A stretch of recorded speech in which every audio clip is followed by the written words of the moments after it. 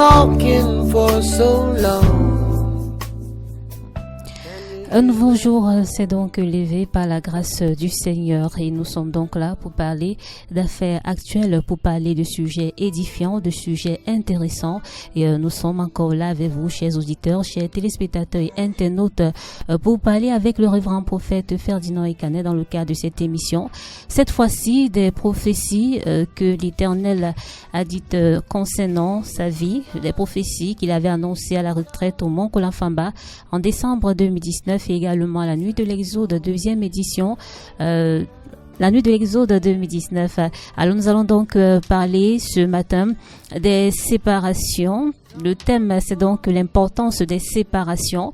C'est le thème de l'émission de ce matin. Nous allons rapidement présenter comme ça ceux qui sont en studio, ceux qui m'accompagnent déjà. Nous avons l'invité, le révérend prophète Ferdinand Ekanet. Bonjour, homme de Dieu. Bonjour Daniel et bonjour à tous nos auditeurs. Ensuite, je vais présenter celle qui m'accompagne comme d'habitude, l'aspirante Emmanuel. Bonjour Daniel Kadjop. Alors, homme de Dieu, merci déjà d'être encore là ce matin avec nous pour partager par rapport à des sujets. Alors, le thème de ce matin est donc l'importance des séparations. En décembre 2019, au Mont Kolafamba, vous avez parlé de prophéties que l'Éternel vous avait données. C'était la même chose à la nuit de l'Exode, décembre 2019, au palais des congrès de Yaoundé. Alors, vous avez annoncé aux fidèles de Rhema Ministry Mission que l'Éternel vous avait dit qu'en début 2020, il y a beaucoup de personnes qui se sépareraient de vous à Rhema Ministry Mission. Pouvez-vous revenir brièvement sur ce que l'Éternel vous a dit à propos? Je pense que j'ai expliqué. Le Seigneur m'a dit qu'il y a beaucoup de personnes qui ne verraient pas décembre 2020 à Rhema Ministry Mission parce que le ministère doit prendre son envol. Et notre envol, le ministère doit être réorienté dans un autre sens. Et donc, pour cela, le Seigneur m'a expliqué qu'il y a des personnes qui devraient se séparer, absolument. Donc il fallait que je me prépare à cela et je crois que je ne l'ai pas gardé personnel. Et j'en ai parlé pour que lorsque les choses arriveraient, que les gens puissent croire. Et je crois que c'est pas la seule chose que j'ai dite. J'ai aussi expliqué lors de la retraite de décembre que 2020 sera une année très difficile pour moi et je me demandais la prière sur la montagne. Et le 31 décembre à l'Exodus Night, je suis revenu encore sur les deux sujets, etc. Pourquoi est-ce que j'ai parlé? Parce que généralement, lorsqu'il y a certains événements qui arrivent aux hommes de Dieu, on dit l'homme de Dieu voit pour les autres, il ne voit pas pour lui-même. C'est important pour moi que je parlasse pour que les gens comprennent la véracité de la parole éternelle à travers ma bouche. Donc comme j'ai eu l'habitude de dire, le ministère c'est pas une bataille humaine. Je peux prendre le bâton et toi le gourdin, on commence à lutter sur qui est de Dieu, qui n'est pas de Dieu. Non, ce sont les œuvres. Voilà pourquoi Jésus-Christ a dit, si vous ne croyez pas en moi, croyez du moins à cause de ces œuvres que j'ai faites. Pourquoi? Parce que le Père était avec lui. Donc quand le Père est avec vous, il y a des œuvres que vous faites. Dieu n'a jamais été quelque part et qu'on n'a pas su que Dieu était là. Ce n'est pas possible. Partout où Dieu est passé, il y a eu des traces, il y a eu des œuvres. Voilà pourquoi Jésus dira, vous ne croyez pas en moi, d'accord, ça je vous le concède. Mais quand même, regardez ce que j'ai accompli et comprenez. Et quelqu'un d'autre a dit de Jésus-Christ, nul ne peut faire ces choses si Dieu n'est avec lui. Nicodème le lui a dit et puis l'aveugle né le lui a aussi dit. Donc, je pense que c'était important pour moi de parler pour que les gens comprennent que le prophète ne voit pas seulement ce qui arrive aux autres, mais à lui aussi, Dieu peut lui annoncer des choses à venir. Et je crois qu'au début de l'année janvier, c'est pour ça que j'ai lancé le thème Seigneur expose, oh Dieu expose les ennemis cachés de ma vie. Ça c'est le premier thème qu'on a commencé à exploiter cette année et les résultats ont été catastrophiques. Il faut le dire, ça dit entre guillemets, ça veut dire que il y a eu des choses qui étaient tapis dans l'ombre autour de moi et il faut dire que la prophétie concernait en majorité ceux qui m'entourent. Dieu m'avait dit que tu es mal entouré et beaucoup de gens pendant des années n'ont cessé de me dire vous êtes mal entouré. Vous voyez, vous êtes forcé d'aller demander à Dieu mais mal entouré veut dire quoi? Et c'est après que j'ai découvert tout le mal que beaucoup de personnes qui m'entouraient avaient eu à me faire dans le dos. Et certaines personnes dans le peuple, connaissant ces choses-là, n'ont pas pu s'approcher de moi parce que certaines de ces personnes, en tout cas la majorité, je les avais présentées comme des proches et certains comme des pères spirituels. Et ça fait en sorte que ça muselait la bouche de certaines personnes. Et c'est après que des révélations énormes ont été faites, quoi. Voilà. Ok, nous aimerons savoir, homme de Dieu, bien que cela vous a été annoncé par le Seigneur bien auparavant, est-ce que cela a créé en vous est-ce que ça vous a laissé indifférent ou bien ça vous a affecté? Je pense que parler d'indifférence, je ne sais pas s'il faut parler d'indifférence, mais ce que je veux dire, c'est que je pense que je m'adapte à chaque situation. Voilà un peu. Je pense que j'ai développé des aptitudes d'adaptabilité face à toutes les situations, et je connais les principes du ministère et je sais aussi les principes du leadership. Ça veut dire qu'il y a des personnes qui sont des aides de destinée, des personnes qui sont là pour vous aider, vous propulser jusqu'à un certain point, et puis elles s'en vont. Vous voyez, elles se détachent de vous. C'est un peu comme avec les navettes spatiales. Ça veut dire que les avions qui portent les fusées sur l'orbite, à un certain niveau, se détachent, et puis la navette spatiale va continuer, ou bien le satellite doit continuer son chemin seul. Donc, il y a des gens qui sont des aides de destinée, une bénédiction momentanée. Et ces personnes-là, quand leur temps arrive, elles accomplissent ce qui est juste devant Dieu, et vous vous en séparez. Il y a aussi des personnes qui sont des destructeurs de destinée, mais qui sont cachés, tapis dans l'ombre. Eux aussi, tôt ou tard, leurs œuvres sont manifestées, et vous devez vous séparer. Mais ce qu'il y a aussi des personnes, une autre catégorie de personnes, ça, ce sont des gens qui sont fidèles.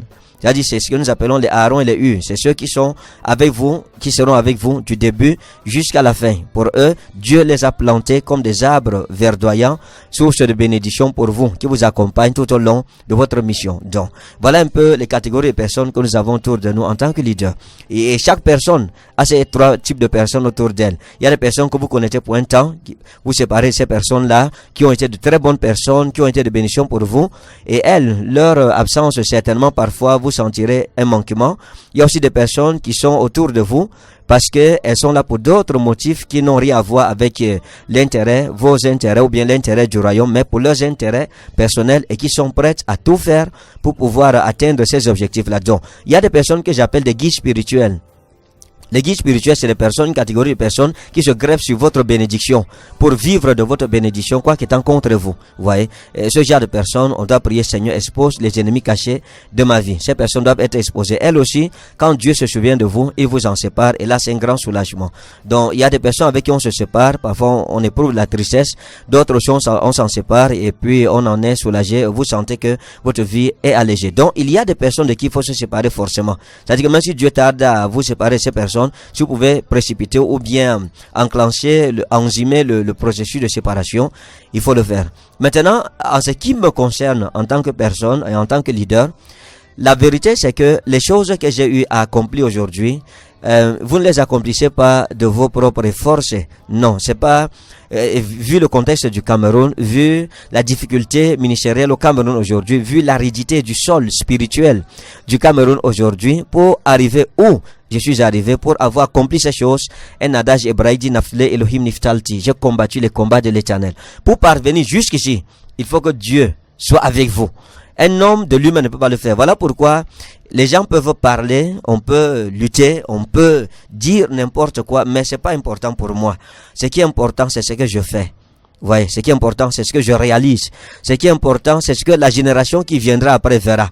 Parce que les générations qui viendront après nous vivront par ce que nous aurons laissé. Mais si vous mourrez sans avoir rien laissé, les générations futures ne vous connaîtront même pas.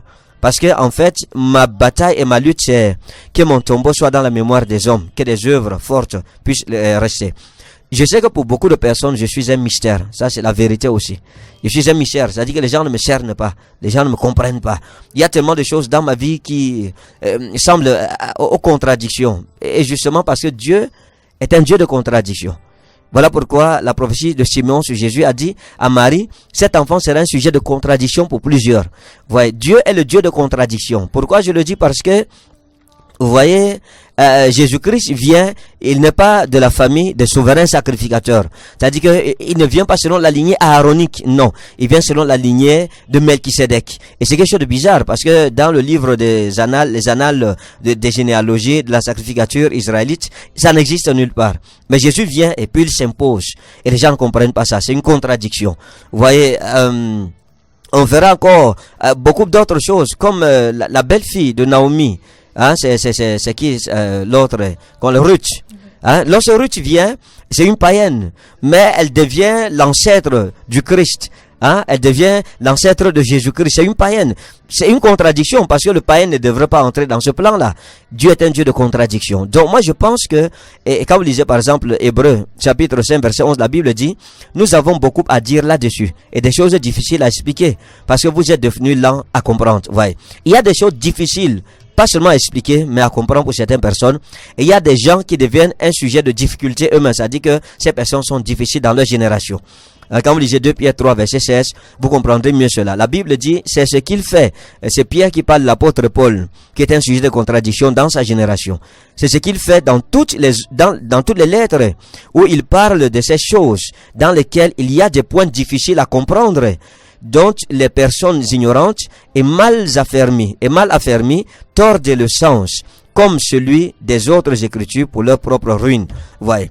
Donc l'apôtre Pierre parle de l'apôtre Paul, disant que Paul a atteint un certain niveau de relation avec Dieu, qu'il est devenu un sujet de contradiction, en sorte qu'il explique des choses difficiles d'entendement, en sorte que les personnes mal affermies, des personnes qui ne sont pas prêtes pour ces choses-là, comprenant mal ces choses, les interprètent mal pour leur propre jugement. Donc, il y a des personnes qui deviennent un sujet de contradiction pour leur génération. Ok, homme de Dieu, parlant des 3 types de personnes dont vous veniez de parler, vous avez parlé des griffes spirituelles. Maintenant, on se pose la question, pourquoi comme Dieu il vous guide, il vous montre toutes choses, pourquoi est-ce qu'il permet à ce que ces personnes-là viennent auprès de vous pour Non, c'est très important. C'est important parce que vous grandissez par les expériences. Vous voyez, nous acquérons la sagesse.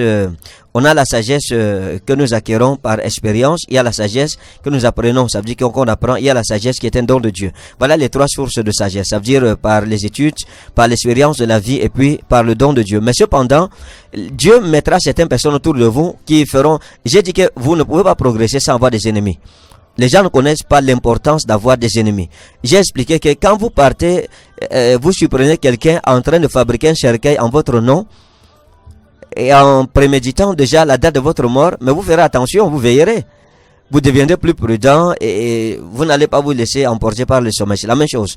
Donc les ennemis ont un rôle importantissime dans la vie de chacun de nous. Une personne qui est sans ennemis ne fera pas d'exploit. Plus je fais d'exploits parce que j'ai plus d'ennemis. Et si je n'ai plus d'ennemis, j'aime pas de personnes qui mal parlent de moi. J'ai pas de personnes qui essayent de saboter mon œuvre. J'ai pas de personnes qui murmurent contre moi. Moi-même, je connaîtrai la puissance de Dieu comment? C'est ça le problème. C'est-à-dire que plus les gens parleront, ils vont vous saboter, ils vont vous présenter comme le diable, et Dieu vous présentera comme la lumière. Et les gens verront le contraire de ce qu'ils disent de vous. Vous voyez, c'est important. Et là, vous verrez aussi la puissance de Dieu. Et quand les ennemis essayent de bâtir des hôtels contre vous, et que Dieu vous en délivre, vos ennemis prophétisent, et Dieu accomplit plutôt le contraire de ce que vos ennemis disent, alors ceux vers qui ils ont parlé de vous, contre vous, alors ces personnes eux-mêmes verront. Et l'œuvre que Dieu a accomplie dans votre vie sera la justification, et ils comprendront que ceux qui sont venus, jadis ou naguère, parler contre vous, en fait, étaient des imposteurs, et que Dieu est vraiment avec vous. Voilà pourquoi vous verrez que certaines personnes étant victimes des guides spirituels, c'est-à-dire des personnes qui viennent se greffer à certaines personnes à cause de leur bénédiction, à cause de leur lumière, ou parce que Dieu les a élevés, ils ont une certaine visibilité pour prendre ces personnes comme des tremplins. Alors, beaucoup à la fin se sentent trompés. Ça veut dire que ils se rendent compte que en fait, ce qu'on avait dit là, ce n'était pas fondé, et ils reviennent. Et ils viennent demander pardon. Je peux pas compter le nombre de personnes qui ont quitté Réma, qui sont revenus, parce qu'ils ont écouté des calomnies, et puis parfois certains même, c'est dans le rêve que Dieu leur a parlé. Tu as commis une grave erreur, retourne vers mon serviteur. Donc, c'est un peu cela. Maintenant, il faut comprendre que personnellement, je suis devenu une plateforme. En ce qui concerne l'œuvre de Dieu au Cameroun, je suis devenu une plateforme. Ça veut dire quoi? Ça veut dire que si je présente une personne, immédiatement cette personne a de la crédibilité, cette personne a de la visibilité, et cette personne peut réaliser ce qu'elle n'a pas pu réaliser pendant des années. Il y a des gens qui ont des ministères aujourd'hui juste parce que je les ai présentés à Réma. Ça veut dire que ce soit la mauvaise façon ou bien de la bonne façon. Ça veut dire que ce soit qu'elles m'ont calomnié et séduit le cœur de certaines brebis qui étaient mal affermies, qui n'ont pas connu mon identité spirituelle, ou bien qu'elles soient parties normalement et que certaines brebis les aient suivies parce que se disant on peut pas atteindre le prophète, on peut pas avoir accès au prophète, et donc quand cette personne il nous l'a présenté, c'est une personne sûre, et en étant avec cette personne c'est comme si on était avec le prophète. Donc que ce soit dans les deux cas, dans tous les cas vous trouverez que ces deux catégories de personnes ont une visibilité à cause de ce que Dieu a fait de moi une plateforme aujourd'hui. Je suis devenu comme un tremplin pour certaines personnes, et certaines personnes le savent et s'approchent de moi juste pour se faire un nom, commencer leur ministère, se faire un nom ou bien commencer un business. Vous voyez, c'est un peu ça la réalité. Mais la vérité, c'est que je suis très mal entouré. Ça, je le dis aujourd'hui, et comme je le dis, je suis très mal entouré. Et depuis le début de cette année, Dieu m'a encore prouvé que beaucoup de personnes qui me voyaient disaient, oh mon ami, oh mon père et tout cela, en réalité faisaient un travail dans l'ombre qui était un travail diabolique, ça veut dire qu'il venait de Satan. Maintenant, je me souviens quand j'étais en train de venir même ici, je causais avec l'administrateur général tout à l'heure. Il y a un de mes fils qui m'a appelé de Garoua. Il s'est approché quelqu'un qui s'avait présenté comme un père spirituel et il a dit à la personne, nous voulons ouvrir une église à Garoua, église Rema. Et puis la personne lui a dit, non, n'ouvrez pas. Hein, Rema, n'ouvrez pas Rema là-bas. Moi, je vais te montrer un pasteur avec qui tu vas travailler. Voyez. Et la même personne est allée chez cette personne avec une de mes filles qui est ici à Yaoundé, qui a donné 100 000 francs. Pour la construction. Et ce pasteur a pris l'argent, il est resté avec. Il n'a jamais remis ça aux caisses. Et je disais à l'administrateur général, aujourd'hui à la directrice générale de finances, que bon, maintenant, une personne comme celle-là, qui me sabote, m'insulte partout devant les gens, et à qui on remet l'argent. Et la maman lui a dit clairement, j'ai causé à la maman au téléphone, elle lui a dit, pardon, il faut remettre ça au père. Il a dit, il n'y a pas de problème, je considère que ton argent est déjà arrivé. Jusqu'aujourd'hui, l'argent n'est pas arrivé. Bon, maintenant, toi, d'abord, ça veut dire que tu n'es pas un modèle. C'est quel exemple de moralité. Et puis, tu vas juger quelqu'un d'autre, tandis que toi, les brebis ont donné les offrandes pour l'église, tu as pris ces offrandes, tu as mangé ça chez toi. J'ai dit que quel est cet homme de Dieu qui peut recevoir l'argent de quelqu'un qui est destiné à autre chose, c'est-à-dire pour quelque chose, et qui s'assied sur ça. La brebis pensera quoi de toi devant Dieu d'abord? Quelle est cette justice-là? Et qu'est-ce qu'il faut penser d'une telle personne? Donc, moi je crois que il faut comprendre que les ennemis c'est important. Parce que quand un ennemi te trahit, ça t'ajoute la sagesse. C'est ce que nous appelons la sagesse par expérience. Aujourd'hui, je me suis encore plus renfermé qu'avant.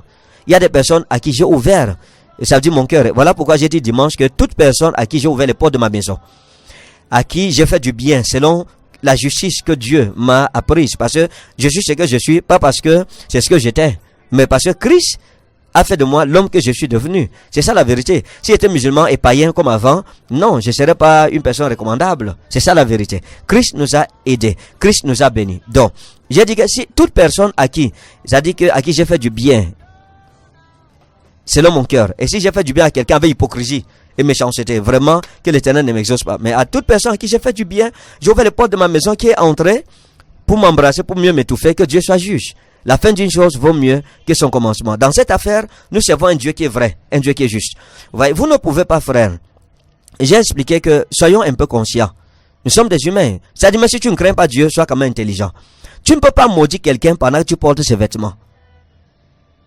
Ça n'a pas de sens. Tu ne peux pas maudire quelqu'un pendant que tu dors dans le lit qu'il t'a acheté. Tu ne peux pas maudire quelqu'un pendant que tu manges la nourriture qu'il t'a donnée. Tu ne peux pas maudire quelqu'un, tu es assis sur les canapés qu'il t'a acheté. Tu ne peux pas maudire quelqu'un, tu portes ses chaussures. Vous voyez, moi, je pense que s'il faut respecter la déontologie chrétienne, vous voyez. La Bible dit que si quelqu'un dit être frère et qu'il vive dans le désordre, ne lui dites même pas salut et ne mangez pas avec un tel frère. Moi, dans mes principes, je me souviens quand j'étais à l'école biblique, il y a un frère qui menait une mauvaise vie et il m'a donné à manger. Je lui ai dit, je ne prends pas ta nourriture jusqu'à ce que tu te répandes et que tu te redresses devant le Seigneur. Et j'ai pris le temps pour l'exhorter. Nous avons prié ensemble. Il s'est redressé. On est devenus de grands amis après cela. Vous voyez, c'est un principe biblique. Moi, si je ne suis pas d'accord avec la vie que tu mènes, je ne prends pas ce qui t'appartient. Je crois que c'est la même chose. C'est un peu comme une femme qui dit non à un homme et qui prend quand même son argent. Mais tu es folle. Tu n'as aucun scrupule, tu n'as pas d'identité personnelle, tu n'as pas d'honneur en fait.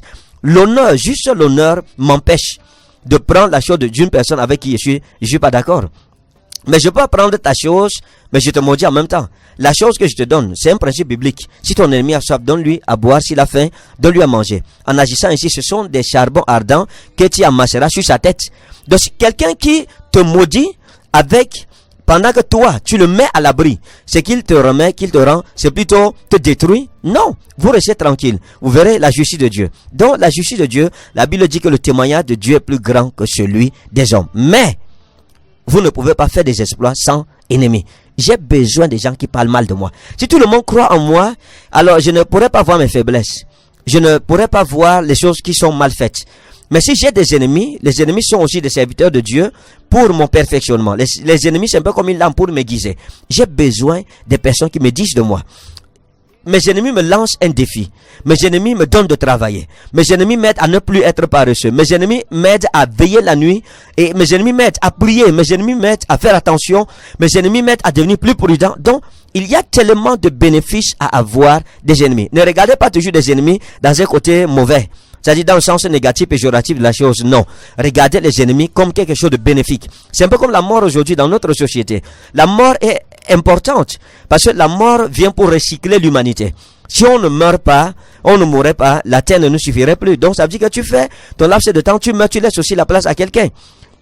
Les parents meurent pour laisser la place à leurs enfants. Les enfants grandissent, deviennent des parents, ils meurent, ils laissent aussi une place à leurs enfants. Mais s'il faut que tu t'accapares de toute la place, les autres auront quelle place. Donc c'est important de mourir, comme c'est important d'avoir des ennemis.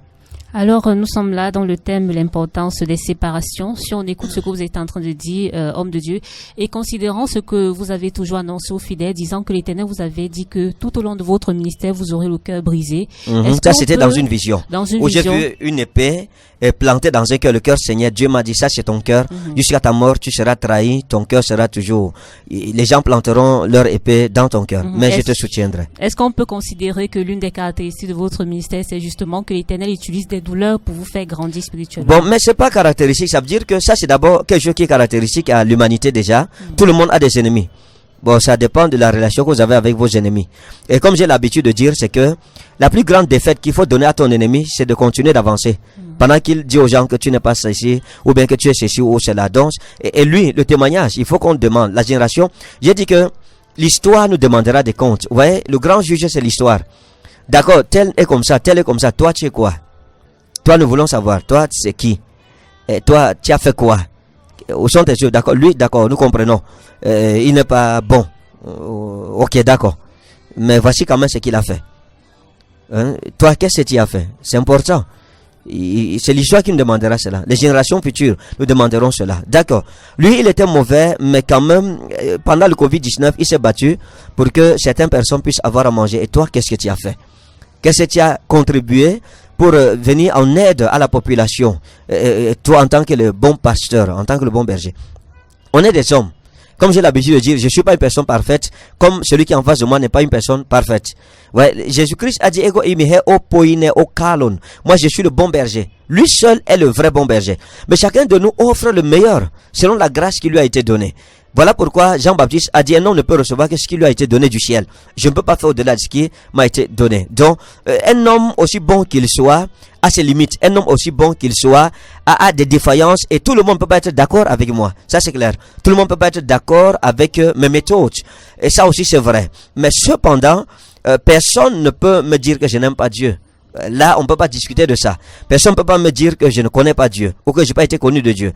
Personne ne peut remettre en cause les rencontres que j'ai avec Dieu. Dieu seul sait pourquoi il me fait grâce. Dieu seul sait pourquoi il m'a élevé. J'ai un de mes fils qui est avec moi et qui est parti, qui m'a dit dernièrement, il m'a écrit sur Messenger, il m'a dit, papa, vous êtes un sujet de contradiction. Je lui ai dit pourquoi. Il m'a dit parce que vous êtes de la catégorie des personnes que Dieu établit et Dieu les impose à leur génération.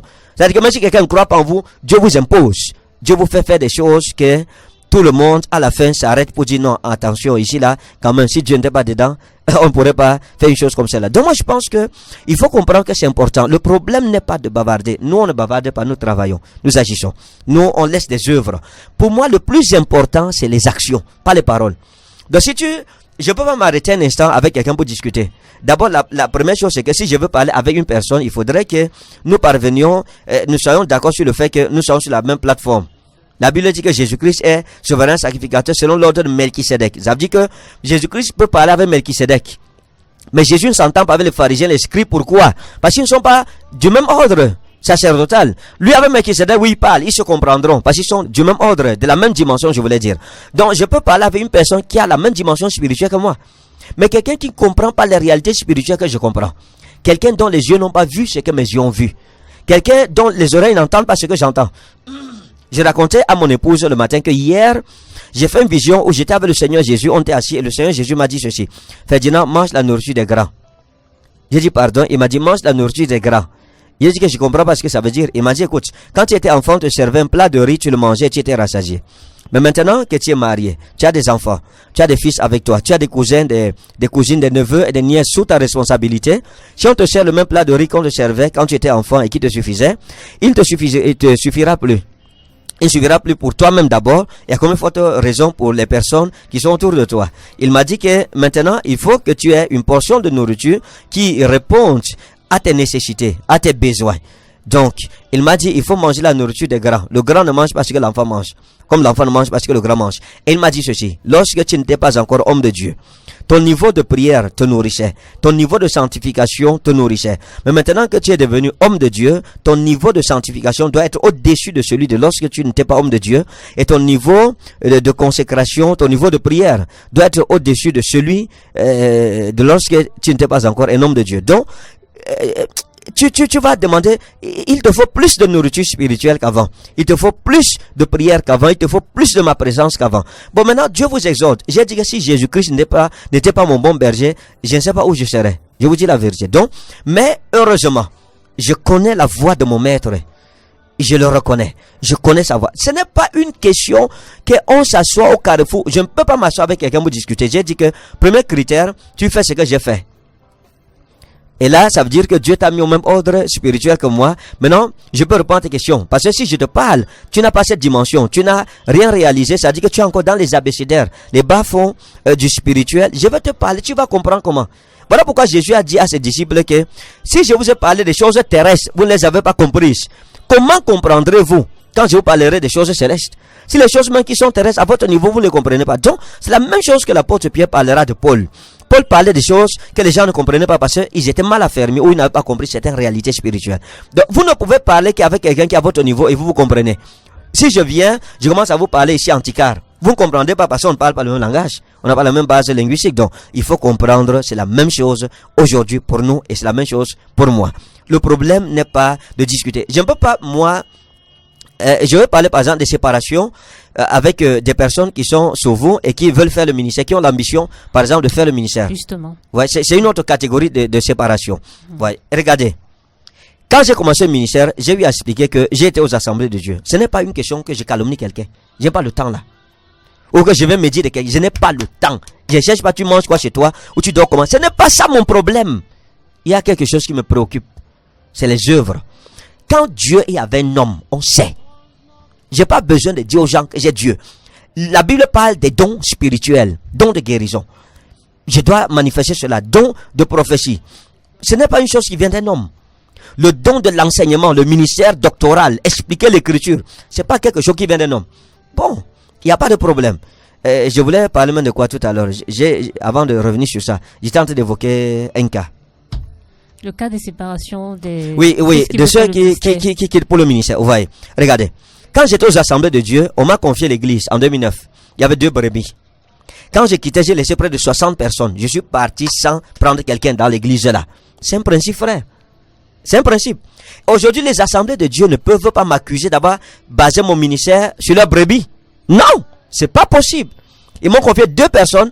J'ai confié d'autres personnes. J'ai délocalisé l'église. On a arrangé bien l'église. C'était plein les dimanches. J'ai laissé ça à un autre pasteur. Et aujourd'hui, ils ont acheté un terrain là-bas. Et ils ont construit. L'église là existe encore. Jusqu'aujourd'hui, à Mimboman, dernier poteau. Entre nous, frères. C'est ça faire le ministère. Je suis parti seul. Je me suis battu. Et comme Dieu m'a appelé et que les gens doutaient, j'ai prouvé que Dieu m'a appelé. Aujourd'hui, des milliers et des milliers de personnes croient en mon ministère. Partout où je vais. C'est pas la force d'un homme. Je suis allé en France, en Europe où on sait que c'est difficile, frère. On a fait la campagne en Europe. Il y avait près de 1000 personnes dans la salle.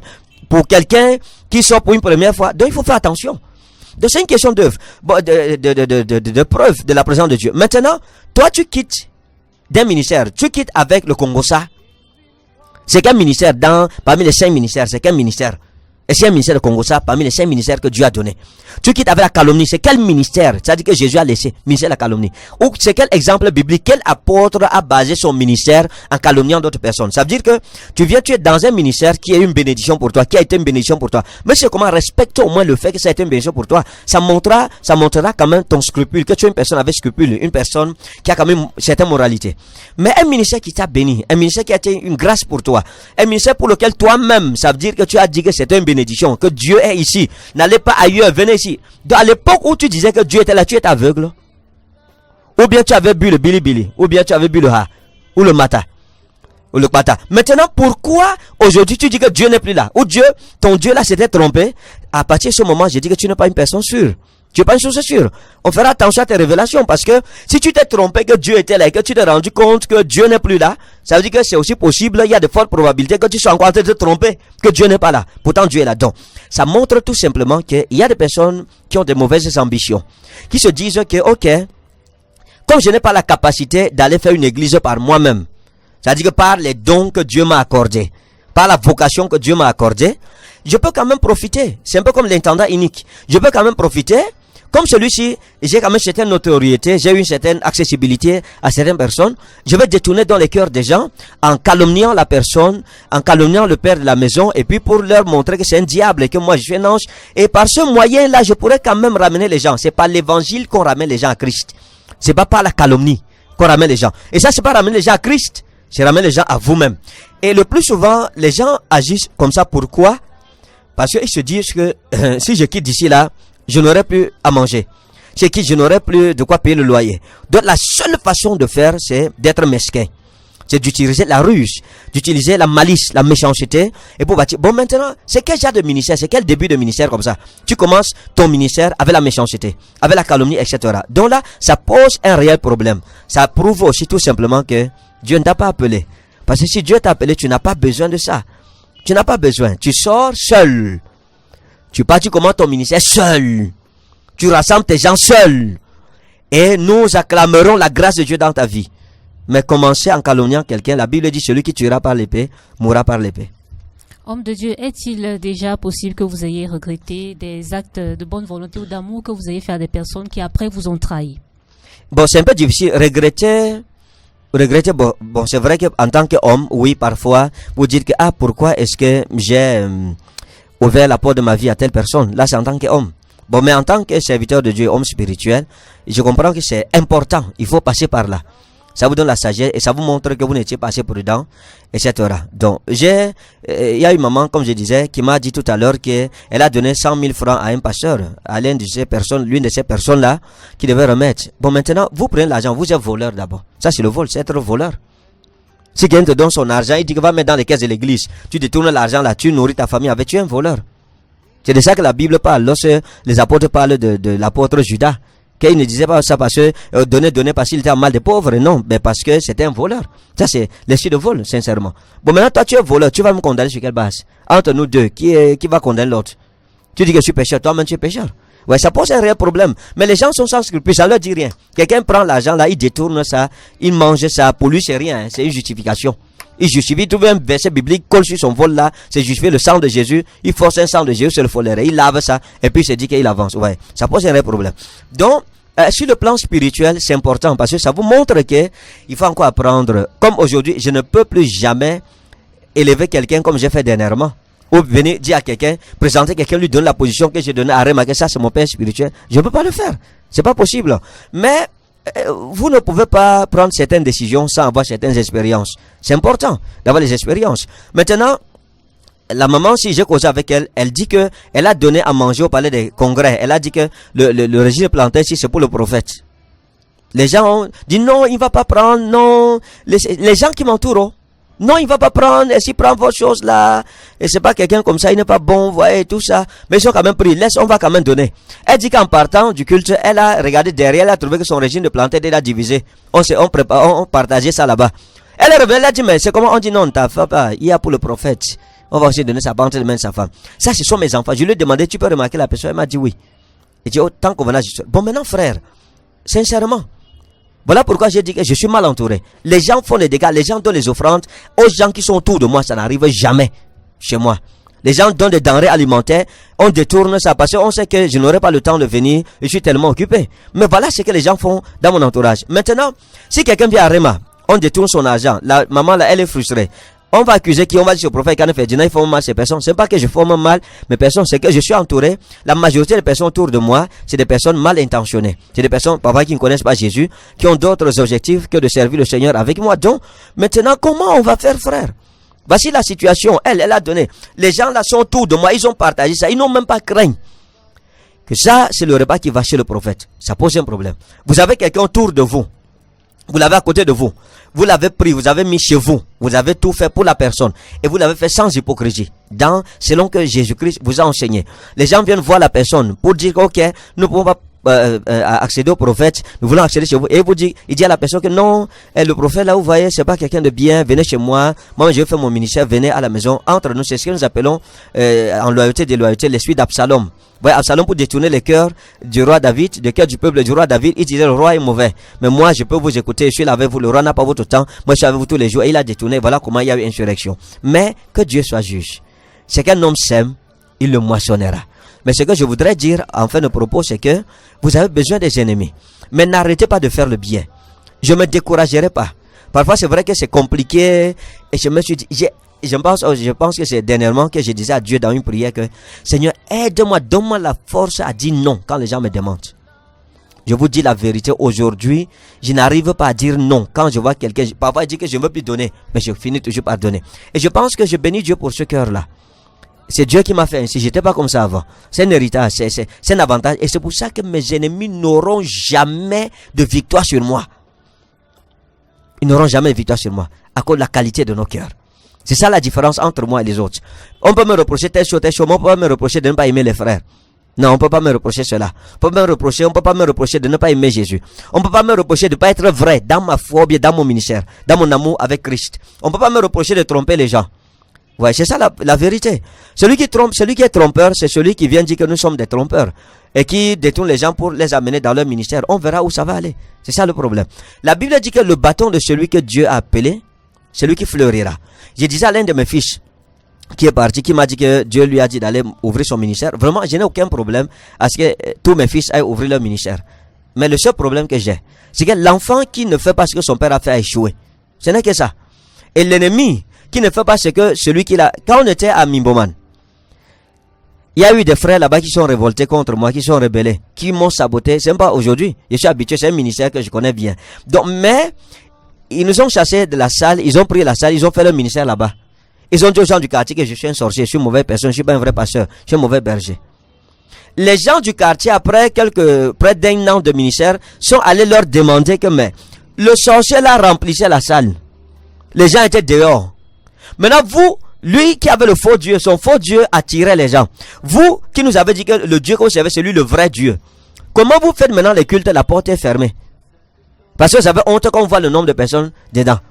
Qui a donc le vrai Dieu entre vous et lui? Puisque Jésus a dit que lorsque le Fils de l'homme sera élevé, il attirera à lui tous les hommes. Ça veut dire que chaque ministère où le nom de Jésus-Christ est adoré en vérité, Jésus rassemblera ses brebis. C'est Jésus qui rassemble ses brebis autour des noms de Dieu. Déjà, si tu es sans miséricorde, sans compassion, on va sur le principe de la Bible. Hein? On va sur le principe de la Bible et que tu commences ton ministère sur des mauvaises fondations. Jésus te confiera ces gens comment? Non, Jésus ne confie pas ses brebis en une personne en qui il n'a pas confiance. J'ai eu à dire que vous devez comprendre, lorsque vous voyez des hommes de Dieu faire des exploits dans le ministère, craignez Dieu. C'est un signe que Dieu leur fait confiance. Vous pouvez les juger, vous pouvez dire ce que vous voulez et tout cela. Moi, si tu veux que je te parle, ça veut dire que si tu es un ennemi qui a de la valeur, parce qu'il y a les ennemis qui ont la valeur, d'autres ils n'ont pas la valeur. Pour moi, un ennemi qui a la valeur, c'est que quand tu me calomnies là, tu m'apportes le corriger.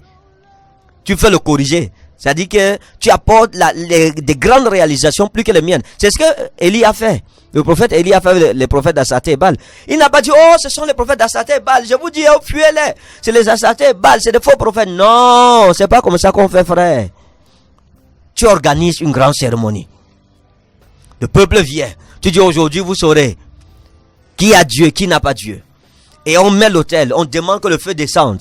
Les prophètes d'Astarté de Baal ont prié, ils étaient 850. Ils ont fait le culte, rien n'est descendu. Élie se moquait d'eux. Après, Élie est venu, il a invoqué son Dieu, le feu est descendu, on a vu. On a dit, yes, papa, God is with you. Et on a respecté. C'est ça le problème. Lorsque Corée, Dathan, Abiram se sont soulevés contre Aaron, Moïse, ils ont parlé contre Aaron, parlé. Oh, apportez les bâtons. On va voir. Le bâton qui fleurira, c'est celui-là que Dieu aura choisi. On a mis les bâtons, ils ont mis tout. Le matin, le bâton d'Aaron avait fleuri. Vous avez encore entendu qu'ils ont bavardé? Non, c'était fini. La contestation s'est arrêtée. Donc c'est ça le problème. J'ai dit à tous mes ennemis, c'est un défi que je leur lance. C'est un défi. Ça veut dire que ne parlons pas. Voici l'exercice que je donne. C'est un défi. Vous commencez, premièrement, vous remplissez le palais des sports jusqu'à dehors, jusqu'à ce que les autorités se fâchent. Que notre immeuble va s'écrouler. Ça, c'est le premier défi. Vous le faites.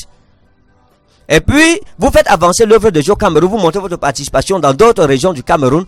Vous faites ça. Je ne parle pas d'Europe, etc. Ou bien des dons ministériels, des dons de prophétie, etc. Je parle seulement ça. Quand tu as déjà fait ça, demande où le prophète Kane Ferdinand là. Là, il te donne mon numéro de téléphone. On s'assoit. Là, on peut discuter. Tu es un ennemi important. Mais tant qu'il n'y a pas ça, sincèrement, je ne peux pas perdre mon temps à m'asseoir avec, à écouter ce que tu dis, parce que c'est un fût vide, quoi. On dit souvent que c'est les fûts vides qui font le bruit. Voilà, homme de Dieu, le temps requiert Parfois, pour les notre canaris échange. vides là, c'est ça qui fait con con. Il y a même l'écho dedans, ouais. Le temps requis pour notre échange arrive à son thème, Là, sauf il y a si pas de vous voulez problème. qu'on continue avec Non, les non. questions. Et respectons le temps. Mais prochainement, bon, posez-moi 2 questions. On va faire comment? Ok, homme de Dieu, moi j'aimerais savoir par rapport, vous avez parlé des avantages que procurent les ennemis. Maintenant, il y a des inconvénients. Et parmi ces inconvénients, il y a la division de l'Église. Comment faire face à la division? Non, ce n'est pas la division de l'église. Il faut parler de l'épuration de l'église. L'église ne se divise pas. Il faut que vous compreniez ça. L'église ne s'est jamais divisée. C'est les hommes qui se divisent. Mais l'église du Seigneur Jésus-Christ, elle est une. Ça veut dire que quand vous voyez par exemple les personnes qui s'en vont, je vais vous expliquer par exemple, les séparations qu'il y a eu dans notre ministère cette année-ci, ce n'est pas fini. Il y a encore des gens qui vont partir. J'ai dit qu'il y a une longue liste que le Seigneur m'a donnée. Vous voyez, malheureusement, il y a des noms qui sont venus très tard. Je ne veux pas dire malheureusement, parce que c'est lui qui est le chef de l'église. Il sait comment il organise ces choses. Donc, c'était un vent que Dieu a porté pour épurer les personnes dont le cœur n'était pas tout entier tourné vers le Dieu que je prêche. C'est tout. Donc, vous ne voyez pas en ça une division de l'église. Non. C'est une épuration de l'église pour que l'église avance. Vous voyez, lorsque les avions cargo ont des difficultés de vol, c'est-à-dire on sent que le vol est ralenti, il faut débarrasser des poids superflus pour que l'avion puisse retrouver son agilité. C'est la même chose avec Dieu. À un certain niveau dans le ministère, il faut que Moïse se sépare de Corée, Dathan, Abiram, etc. À un certain niveau dans la marche avec Dieu, il faut que Abraham se sépare de Lot. Vous voyez, c'est important. À un certain niveau, il faut qu'Abraham se sépare même de Terah, son propre père, pour qu'il continue vers la Mésopotamie. Donc, à un certain niveau, il faut que Judas soit là pour que Jésus arrive à la croix. Parce que si Judas Iscariot n'était pas là, il n'y aurait pas de croix, il n'y aurait pas de salut. Vous voyez, donc, la Bible dit, nomos, diamaoseos, et d'autres, kaleteia, kaite, karis, dia Yesu Christo et Geneto. La loi nous a été donnée par Moïse, la grâce et la vérité nous ont été données par Jésus-Christ. Donc, pour dire que c'est important, cette grâce et cette vérité, on ne les aurait pas eues s'il n'y avait pas eu Judas Iscariot. Donc, les ennemis, c'est important. Ne voyez pas une division de l'église, voyez une restructuration de l'église. Ça veut dire que même Israël sortant de l'Égypte pour aller à Canaan, plusieurs fois Dieu a enlevé les bons grains, des mauvais grains, et il a gardé les bons grains de côté. Donc, voilà comment Dieu fonctionne, et c'est avec tous les ministères, c'est le prototype de tous les ministères. Voilà, homme de Dieu, je vais évoquer ici là 2 faits. D'abord, un dans la Bible, la séparation. Vous voyez par exemple, oui, allons-y. La séparation de David et Saül, parce que David aimait son père spirituel qui était Saül, mais à la fin il devait devenir roi, et il y a eu, disons, une mésentente qui venait plus de son père. Est-ce que cette séparation a été causée justement pour que David devienne roi après Saül? Non, ça ne venait pas de son père, ça venait de Dieu. Et ce Saül, son problème c'était que David, il a compris que Dieu a choisi David. C'était ça le problème en fait, c'était la jalousie. C'est pas que c'était un problème, ils avaient un problème particulier, non. C'est que Dieu avait enlevé Saül et il avait établi David. Voilà le problème. Donc c'est Dieu qui avait causé cette séparation. Donc, comme pour dire que les séparations sont bénéfiques au ministère. À un certain niveau, quand Dieu voit que ça cumule déjà des personnes qui vous calomnient, qui médisent de vous en cachette dans le ministère, Dieu crée une situation. Pam! Ces personnes-là, il les balaie. Pam, elles se retrouvent hors de la barque. Maintenant, il y a les vraies brebis.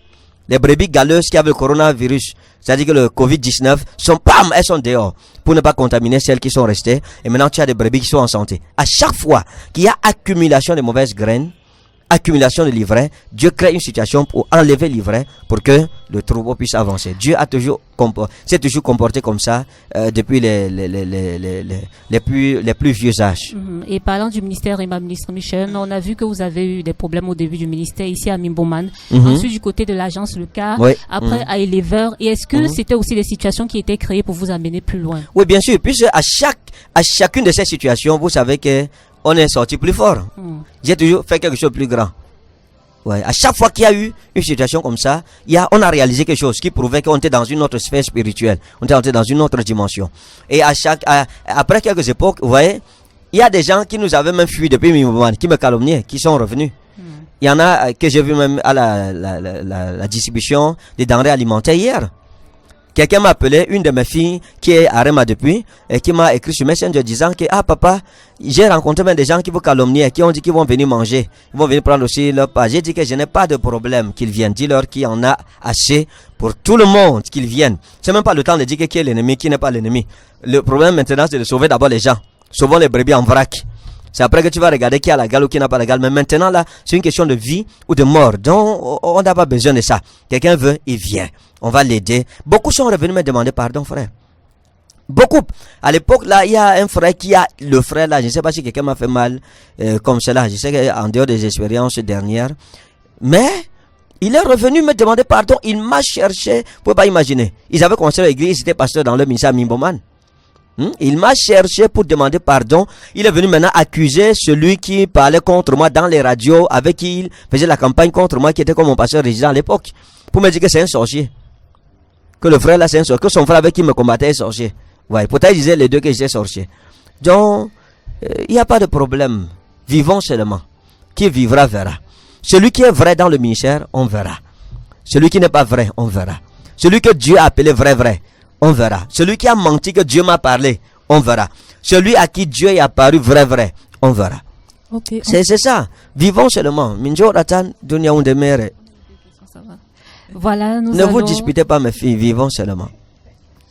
Nous allons donc sortir par un dernier conseil que vous pourrez donner comme ça à ceux qui vous écoutent sur l'importance des séparations. Oui, je vais dire aux gens, s'il vous plaît, si on n'a pas d'ennemis, priez que Dieu vous entende. Parce que les ennemis sont une richesse inestimable. Sachez juste comment gérer cette richesse-là pour avancer. Et j'ai dit que le plus grand défi que vous avez quand vous avez les ennemis, la plus grande défaite, c'est pas qu'ils meurent. Vous ne priez même pas qu'ils meurent. Ne priez pas que vos ennemis meurent. Priez que Dieu vous rende plus grand. Où ils ont dit que vous ne serez rien. Réussir. Où ils ont dit que vous ne réussirez pas. Réaliser ce qu'ils ont dit que vous ne réaliserez pas. Aller de l'avant, tandis qu'ils iront de l'arrière. Là, quand ils vont parler, les gens vont leur dire que mais toi, mais regarde la distance entre toi et lui. Regarde, il n'y a pas de rapport entre ton Dieu et son Dieu. Parce que maintenant, c'est une question de guerre des dieux. L'affaire, si c'est la guerre des dieux, c'est-à-dire que si mon Dieu est plus grand que ton Dieu, qui réalise des choses plus fortes, qui donne son témoignage, ton Dieu donne son témoignage, on pèse ça sur une balance et on voit le témoignage qui pèse le plus. Donc, c'est un peu cela. Vous avez besoin d'ennemis. Si vous n'en avez pas, s'il vous plaît, prenez 3 jours de jeûne et de prière. Demandez à Dieu de vous donner des ennemis. Moi, lorsque je passe de la catalepsie à la calmie, je dis à Dieu, non Seigneur, qu'est-ce que j'ai fait? J'ai péché, je t'en supplie, donne-moi les ennemis. J'ai besoin des ennemis. Vous avez besoin des ennemis. Ne voyez pas les ennemis comme quelque chose de nocif, s'il vous plaît. Vous avez besoin des ennemis, c'est avantageux. Si vous en manquez, faites comme je fais. Allez sur la montagne, 3 jours de jeûne et de prière. Sujet de prière. Oh Dieu, donne-moi des ennemis. Dès que Dieu vous donne beaucoup, maintenant vous dites, oh Dieu, expose mes ennemis cachés. C'est ici que s'achève donc cet échange que vous écoutiez sur Doulos FM 91.5 en direct sur Zoé Channel, également sur YouTube et Facebook. Le thème de cet échange avec le révérend prophète Ferdinand Ikané était l'importance des séparations. On se reverra certainement une autre fois pour parler d'un autre sujet. En attendant, nous vous disons au revoir et merci, homme de Dieu. Merci à vous aussi. Merci aspirante Emmanuel et à la prochaine. Merci. Merci aussi à vous, chers auditeurs, mais nous ne vous disons pas au revoir. Restez plutôt fidèles à nos programmes qui se poursuivent. Nous vous rappelons que le 12h30 va donc se tenir dans quelques minutes seulement. Ce sera avec Eliman Josiane. Merci à vous. Merci pour votre fidélité et à la prochaine.